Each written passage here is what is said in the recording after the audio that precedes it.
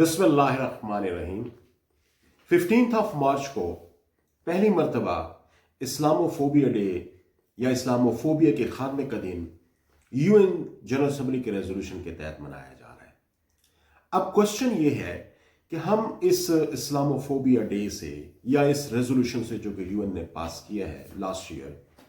हम इसके हवाले से क्या फ़वाइद हासिल कर सकते हैं। मैं समझता हूं कि this is very important question for all of us. एक डे का डिक्लेयर किए जाना इंपॉर्टेंट तो है, लेकिन इसके फ़वाइद हमें क्या हासिल हो सकते हैं, हम क्या मुस्लिम उम्मा या मुस्लिम कंट्रीज इसके हवाले से क्या फ़ायदे हासिल कर सकते हैं। मैं थोड़ा सा इसके हवाले से चंद एक पॉइंट्स पे रोशनी डालना चाहूँगा। मेरी आपसे गुजारिश होगी, ये बहुत important video in the sense कि बहुत सारे इंपॉर्टेंट पॉइंट्स हैं जो मैं इस वीडियो में आज आपके साथ शेयर करना चाहता हूँ, और हम सबका ये फ़र्ज़ बनता है कि इन पॉइंट्स को हम ज़्यादा से ज़्यादा फिर हाईलाइट करिए, मीडिया टॉक्स में लेके आएँ, इस पे आर्टिकल्स लिखें और इसके हवाले से मुख्तलिफ लेवल पे जहाँ तक भी हमारी रीच है हम बात करना शुरू करें। मैं समझता हूँ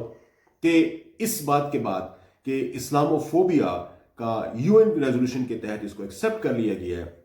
जो सबसे बड़ा बेनिफिट हमें इससे मिला है वो ये मिला है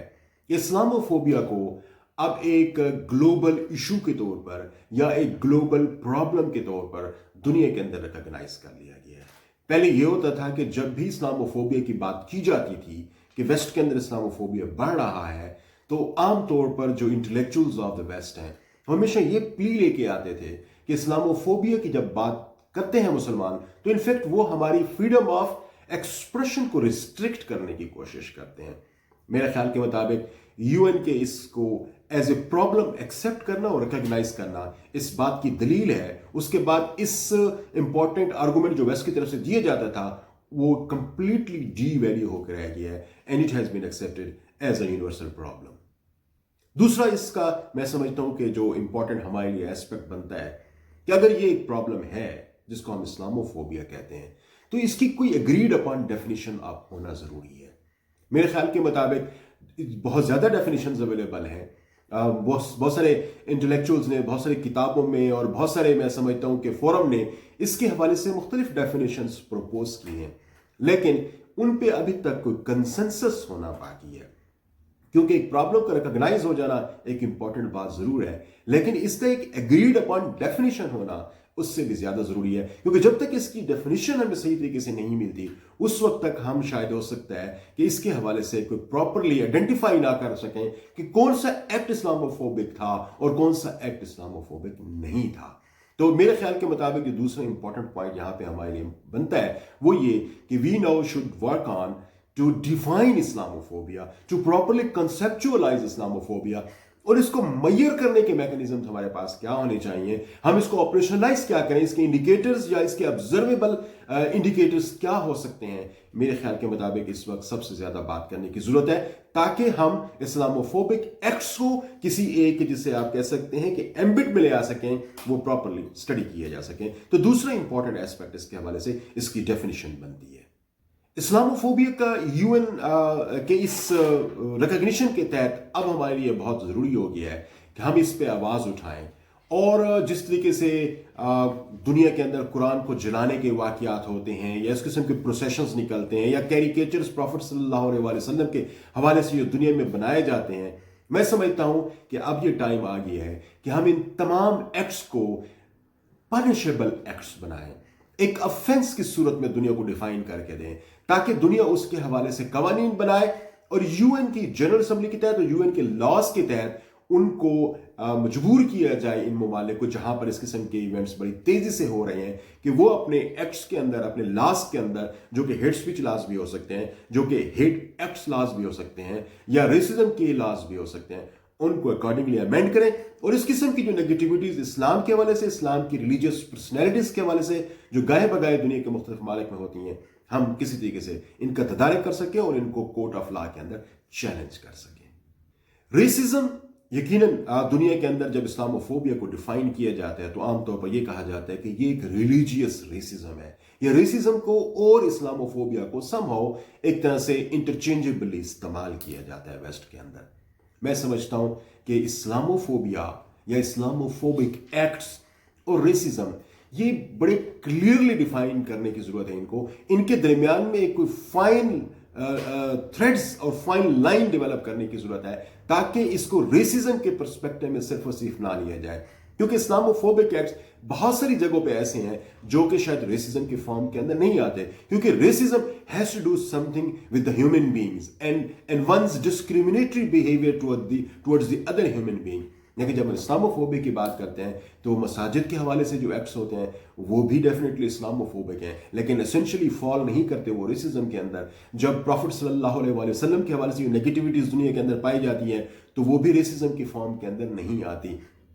तो मैं समझता हूं कि ये जो एक फॉली है या एक मिसअंडरस्टैंडिंग इन द वेस्ट है कि Islamophobia is a form of racism, मेरे ख्याल के मुताबिक इसको सेपरेट करने की जरूरत है और रिलीजियस रेसिज्म या इस्लामोफोबिया एंड रेसिज्म इटसेल्फ इसको प्रॉपरली एक दूसरे से डिस्टिंग्विश करने की जरूरत है ताकि दुनिया हमें इस हवाले से कैमोफ्लेज ना कर सके।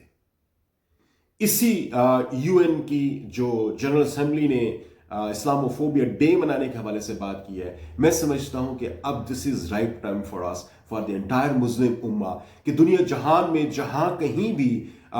बैनिंग ऑफ बुर्का के हवाले से जो लॉज अवेलेबल हैं या मसाजिद की प्रोफाइलिंग करने के हवाले से जो लॉज अवेलेबल हैं या जो structural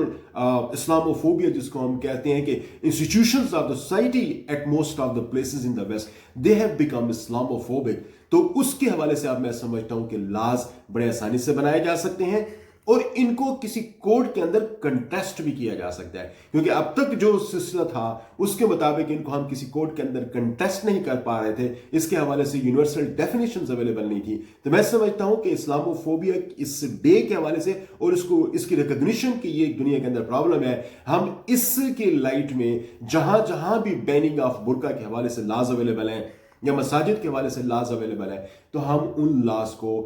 under this international recognition of Islamophobia as an offence या एक ऑब्जेक्शनेबल एक्ट की सूरत में हम दुनिया के मुख्तलिफ कोर्ट्स में इनको अब चैलेंज कर सकेंगे। अब इस्लामोफोबिया के हवाले से जो हमारा नेक्स्ट स्टेप होना चाहिए, यकीनन हमें इस्लामोफोबिया डेस्क हमें एस्टैब्लिश करने की जरूरत है इंटरनेशनल लेवल पे, यूएन के फोरम पे, इसके अलावा यूरोपियन यूनियंस के फोरम पे, इसके अलावा मेरे ख्याल के मुताबिक ओआईसी के फोरम पे हमें इस्लामोफोबिया मॉनिटरिंग डेस्क जो है वो इस्टेब्लिश करने की जरूरत है ताकि इस्लामोफोबिया की स्टेट को और इस्लामोफोबिया की सिचुएशन जो दुनिया के मुख्तलिफ ममालिक के अंदर बड़ी मुख्तलिफ फॉर्म्स के अंदर पाई जाती है हम उसको प्रॉपरली आइडेंटिफाई कर सकें। मैं समझता हूं कि इसके हवाले से रिप्रेजेंटेटिव्स भी जो इस्लामोफोबिया मॉनिटरिंग रिप्रेजेंटेटिव्स हों वो भी दुनिया के मुख्तलिफ ममालिक के अंदर और स्पेशली जो हॉट स्पॉट्स हैं वहां पर उनको अपॉइंट करना बहुत जरूरी हो जाता है। ये इसलिए भी एक तरह से बड़ा जरूरी बन जाता है कि Islamophobia in different parts of the world वो उनकी जो मैनिफेस्टेशन है या उसके जो इजहार है वो तो शायद हमें एक तरह से नजर आए, यानी रेशियल एक्स की सूरत में नजर आए, डिस्क्रिमिनेशन अगेंस्ट द वुमेन की सूरत में नजर आए, चिल्ड्रन की सूरत में नजर आए, लेकिन इस्लामोफोबिया की रीजंस किसी एक खास सोसाइटी के अंदर क्या है जो मैं समझता हूं कि मुख्तलिफ सोसाइटीज के अंदर इसकी रीजंस बड़ी डिफरेंट नेचर की पाई जाती हैं, हमें उनको भी अंडरस्टैंड करने का मौका मिलेगा और उसी हवाले से हमें फिर उसके बेहतर जो है ना वो प्रोग्नोस्टिक्स भी शायद हमें डेवलप करने में हेल्प मिल सके। इस्लामोफोबिया के हवाले से दुनिया जहान के अंदर बड़ी ज्यादा फंडिंग की जा रही है, बहुत बड़ी ऑर्गेनाइजेशंस हैं जिनको आप हेट मॉन्गर्स कहते हैं या हेट क्रिएशन के जो डिफरेंट ग्रुप्स ऑपरेट कर रहे हैं दुनिया के अंदर। यूरोप में बड़ी एग्जांपल्स हैं, जर्मनी में, फ्रांस में, कनाडा, ऑस्ट्रेलिया, यूनाइटेड स्टेट्स, इन सारे ममालिक के अंदर मुख्तलिफ जगहों पे मुख्तलिफ ऑर्गेनाइजेशंस जो कि इस किस्म की हेट मुसलमानों के हवाले से और इस्लाम के हवाले से स्प्यू करने की कोशिश करते हैं और बड़ी हैवीली फंड कर रही हैं। तो मैं समझता हूं कि ये बड़ा जरूरी है कि इस किस्म के कोई मैकेनिज्म्स डेवलप करने की जरूरत है जो इस्लामोफोबिया की तरफ जो मनी डाइवर्ट हो रही है, जो पैसा इसकी फंडिंग हो रही है, हम उसको कहीं पे मॉनिटर कर सकें, उसको स्टॉप कर सकें और उसको प्रॉपरली ट्रैक कर सकें। मैं इसके हवाले से अक्सर औकात ये बात करता हूं कि हमें अब वेस्ट में जहां पर इस्लामोफोबिया बहुत तेजी से बढ़ रहा है वहां पर इस किस्म की जो फंडिंग है उसको मॉनिटर करने के लिए इस्लामोफोबिया FATF यानी Islamophobia financial action task force हमें डेवलप करने की जरूरत है ताकि इन जो ममालिक के अंदर जो इस्लामोफोबिक टेंडेंसीज को फरोग देना चाहते हैं, हवा देना चाहते हैं, हम उनको प्रॉपरली मॉनिटर कर सकें, क्योंकि विदाउट फंडिंग ये काम नहीं हो सकता। Who funds them? We need to track them, we need to monitor them और उनको फिर कोर्ट और कानून के दायरे में ले आने की जरूरत है। अगला जो बड़ा इंपॉर्टेंट बेनिफिट है ہم UN کے اس انیشیٹو کے تحت لے سکتے ہیں وہ یہ ہے کہ ہم ہیٹ سپیچ لاز کو تبدیل کرنے کی ہمیں ضرورت ہے. ہیٹ سپیچ لاز کے اندر اب ہمیں یقیناً وہ سارے کے سارے ایکٹس اور وہ سارے کے سارے سپیچز جو کہ sacred personalities of Islam, prophet صلی اللہ علیہ وآلہ وسلم کے حوالے سے، برننگ آف قرآن کے حوالے سے یا اس قسم کے حوالے سے جو بھی چیزیں ہیں وہ ہم اس طرح سے ہیٹ سپیچ لاز کے تحت لے کے آئیں. ہیٹ سپیچ کے جو ریگولیشنز ہیں UN کے ان کے اندر اس کو انٹروڈیوس کرایا جائے اور اس کے انٹروڈکشن کے ساتھ پھر ڈیفینیٹلی وہ پھر جو مختلف ممالک کے جو ہیٹ سپیچ لاز ہیں وہ بھی ڈیفینیٹلی افیکٹ ہوں گے. اور میں سمجھتا ہوں کہ یہ ایک بہت ضروری ایک طرح سے ایکٹ ہے جو ہمیں کرنے کی ضرورت ہے ہیٹ سپیچ لاز کے حوالے سے. اور وہ اب ہمارے پاس یہ جسٹیفیکیشن موجود ہے کہ ہم اس UN کی ڈیکلریشن کے بعد ہم بڑے آسانی سے ہیٹ سپیچ لاز کو پروپوز کر سکتے ہیں. ان کے اندر جو امینڈمنٹس ہے وہ پروپوز کر سکتے ہیں. جو اگلی امپورٹنٹ بات یہ ہے کہ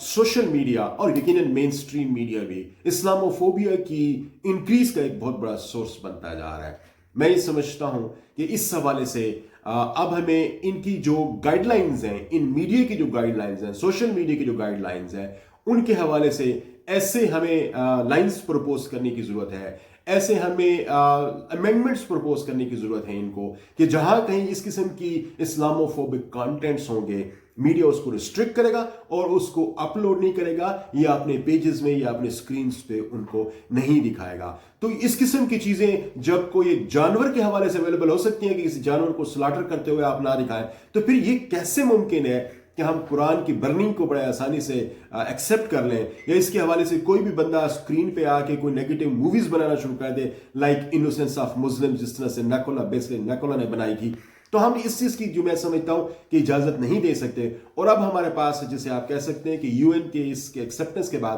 یہ بڑا ضروری بن جاتا ہے کہ ہم different media of the world in کے لیے گائیڈ لائنز پریپیئر کریں اور وہ ایسی گائیڈ لائنز ہوں جن کو ڈیفینیٹلی اسٹرکٹلی ایڈہیئر بھی کیا جا سکے، کیونکہ 57 ڈفرینٹ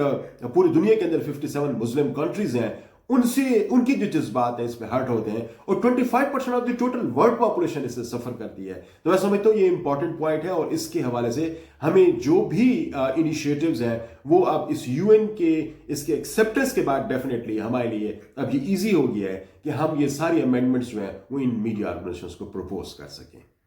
ایک اور بہت امپورٹنٹ بات وہ یہ کہ جب UN کے اس انیشیٹو کے بعد میں یہ سمجھتا ہوں کہ یہ بہت ضروری ہو گیا ہے کہ جو ایسا نیگیٹو لٹریچر یا hateful literature about Islam, Muslims sacred personalities جو بڑے گائے بگائے دنیا کے مختلف علاقوں سے پبلش ہو رہا ہوتا ہے اس کو مانیٹر کرنے کی ضرورت ہے اور اس کو قانون کے دائرے میں بھی لے آنے کی ضرورت ہے. اور وہ قوانین ڈیفینیٹلی اس کے بعد کہ یہ ایک پرابلم کے طور پر ایکسیپٹ کر لیا گیا ہے تو ہمارے لیے اور دنیا کے لیے بہت ایزی ہو جائے گا کہ ان قوانین کے تحت اس قسم کی جو پبلیکیشنز ہیں ہم ان کو سٹاپ کر سکیں. اگلی بہت امپورٹنٹ بات وہ یہ ہے کہ ہمیں اسلاموفوبیا ریسرچ سینٹرز دنیا کے مختلف ممالک میں اسٹیبلش کرنے کی ضرورت ہے. اسلاموفوبیا کو سمجھنا، اس کے ایکسٹینٹ کو جاننا اور اس کی ریزنز کو تلاش کرنا اور کس طریقے سے اس کا کوئی حل تلاش کیا جا سکتا ہے، یہ سارے بہت امپورٹنٹ ہو جاتے ہیں. اور ان سارے کاموں کے لیے یقیناً OIC اور مسلمانوں کی جو ڈفرینٹ انٹرنیشنل لیول کے آرگنائزیشنز ہیں ان کو اپنا رول بڑا افیکٹولی پلے کرنے کی ضرورت ہے. UN کے تحت اسلاموفوبیا کو ایز ایک پرابلم کے طور پر ایکسیپٹ کیے جانا ایک بڑا خوش آئند ایکٹ ہے.